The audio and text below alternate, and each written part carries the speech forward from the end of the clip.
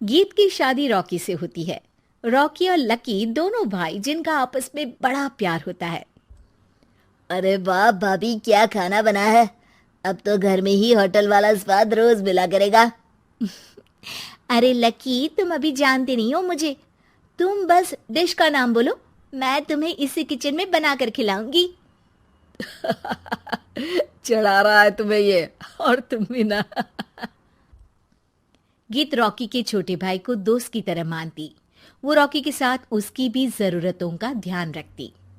Lucky, ये रहे तुम्हारे कपड़े, धोकर प्रेस करवा दिया है, अलमारी में सजा लो। अरे रख दो ना भाभी, अलमारी में भी। हाँ हाँ, सब भाभी करेगी तो तू क्या करेगा। रहने दीजिए ना माँ जी, शादी हो जाएगी तो खुद ही सुधर जाएगा। अरे रहने दो यार, तुम दोनों मेरे कपड़े यहीं पे रख दो। एक कपड़े अलमारी में रखने को क्या बोल दिया, शुरू हो गई। एक दिन, रॉकी सुनिए ना, कल जल्दी आ जाना, मुझे मायके जाना है, या सुबह छोड़ दीजिए और शाम को लेकर आ जाना। अरे नहीं नहीं, कल तो बिल्कुल पॉसिबल नहीं है, कल मीटिंग है।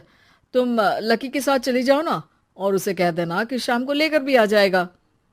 लकी भाभी को लेकर मायके जाता है, शाम को लेकर भी आता है। आते वक्त, लकी, तुम्हारे लिए मैंने एक लड़की देखी है, बहुत सुंदर है। अच्छा, क्या बात है भाभी, मुझे भी दिखा दो। और उससे भी पूछ लो कि मुझसे शादी करेगी ना। इतनी सुंदर होगी तो मुझसे क्यों शादी करेगी भाभी। अरे वाह, क्या बुराई है तुम में, इतने अच्छे हो दिखने में। हाँ, बस अपनी भैया से थोड़ा कम हो। हाँ भाभी, आपको तो भैया से अच्छा कोई लगता ही नहीं है। लकी, तुम्हारे भैया हैं ही लाखों में एक। रात में दोनों घर आते हैं, लेकिन थोड़ी ही देर में उनके घर रॉकी की मौत की खबर आती है। हे भगवान, ये क्या हो गया। मेरा बेटा मुझे वापस कर दो। सब मिलकर माँ और गीत को संभालते हैं।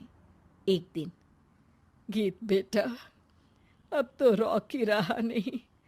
तू देख ले, अगर मायके जाना हो तो। गीत कुछ नहीं बोलती और कमरे में चली जाती है। एक दिन बुआ सास उन लोगों के घर आती है।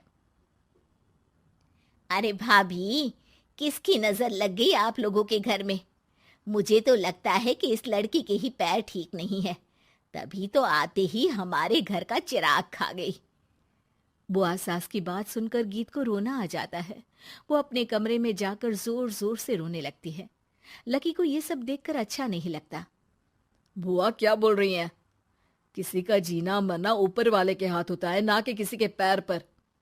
अरे देख लो भाभी, छोटा भी हाथ से निकल रहा है। ऐसा ना हो कि ये लड़की सबको आपके खिलाफ कर दे। तभी वहां गीत चाय लेकर आती है। लीजिए बुआ जी, चाय पी लीजिए। बुआ तो घर से चली जाती है, लेकिन सास के मन में गीत को लेकर नेगेटिव विचार भर जाते हैं। अब देख गीता, बहुत हुआ, यहाँ रहकर भी कुछ नहीं होगा। अच्छा होगा कि अपने मम्मी पापा को बोल के तुझे यहाँ से लेकर जाए।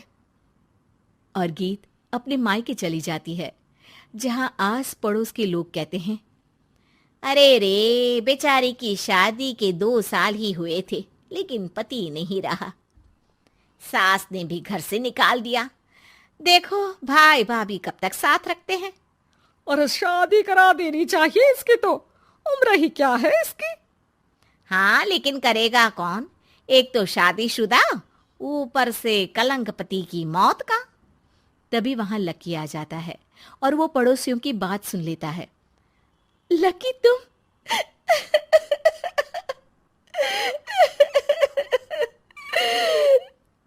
भाभी, ये जमाना आपको जीने नहीं देगा।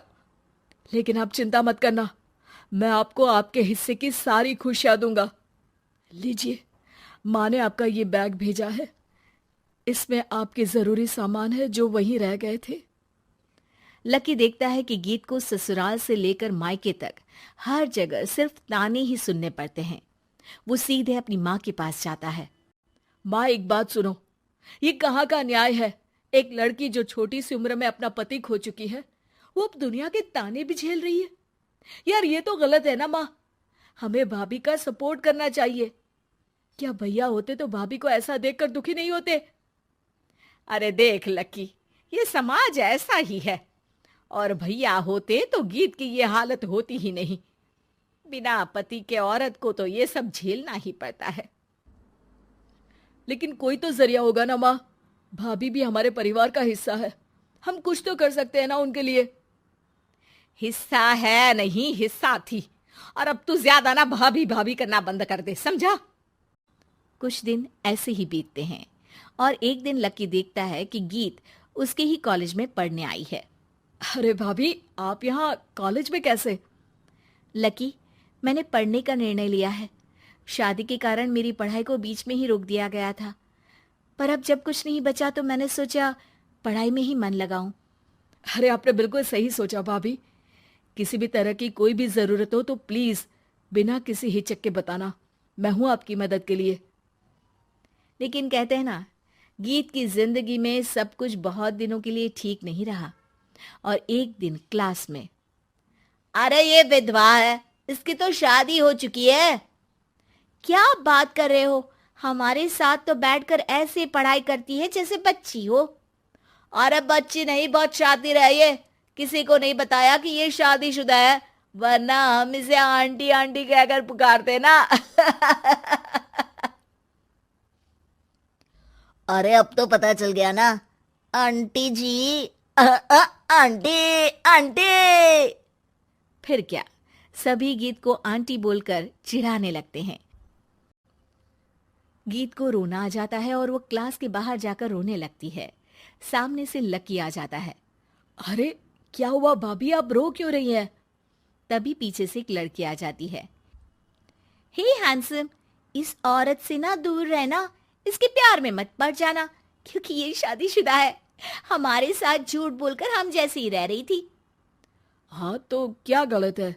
सही उम्र में तुम्हारे माता पिता तुम्हारी पढ़ाई छुड़वा देते तो आज तुम भी शादीशुदा ही होती ना। और इनका पति नहीं रहा, उसमें इनका क्या कसूर?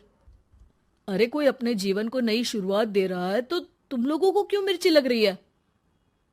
अरे तुझे बड़ी दया आ रही है, कर लेना तू शादी। लकी तब तो कुछ नहीं बोलता, लेकिन ये बात उसके मन में घर कर जाती है। और फिर एक दिन, माँ, मैं गीत से शादी करना चाहता हूँ। अरे क्या बक रहा है बेटा, तेरा भाई तो खा गई वो, अब मैं अपना दूसरा लड़का नहीं खो सकती। नहीं माँ, मैं गीत को यूं परेशान नहीं देख सकता। उसका कॉलेज में भी लोगों ने जीना मुहाल कर रखा है। मैं उनसे शादी कर उन्हें फिर से इस घर की बहू बनाऊंगा। तुम मानती हो तो ठीक है, नहीं तो मैं घर छोड़कर चला जाऊंगा। अरे मुझे मंजूर है बेटा।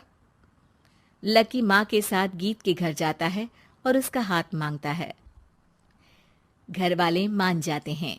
थोड़े से इनकार के बाद गीत भी लकी से शादी करने को मान जाती है।